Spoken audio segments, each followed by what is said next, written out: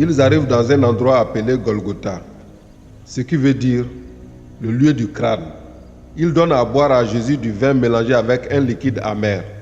Jésus le goûte et il ne veut pas en boire. Là, les soldats clouent Jésus sur une croix. Ils clouent aussi les deux bandits, l'un à sa droite, l'autre à sa gauche. Jésus dit, « Père, pardonne-leur, ils ne savent pas ce qu'ils font. » Quand les soldats ont cloué Jésus sur la croix, ils prennent ses habits. Ils en font 4 parts, une pour chaque soldat. Ils prennent aussi son grand vêtement. C'est un vêtement sans couture. Il est tissé d'un seul morceau, de haut en bas. Les soldats se disent entre eux, ne le déchirons pas, mais tirons au sort pour savoir qui aura ce vêtement. Ainsi, ce qui est écrit dans les livres saints se réalise.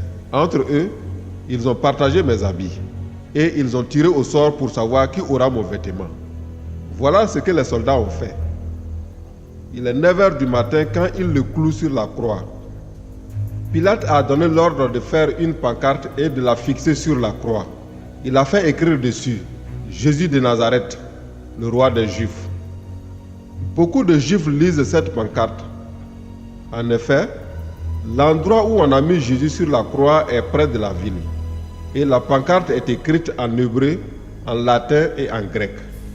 Les chefs des prêtres disent à Pilate, « Ne laisse pas ce qui est écrit, le roi des Juifs, mais fais écrire. Cet homme a dit, je suis le roi des Juifs. » Pilate leur répond, « Ce que j'ai écrit, je le laisse écrit. »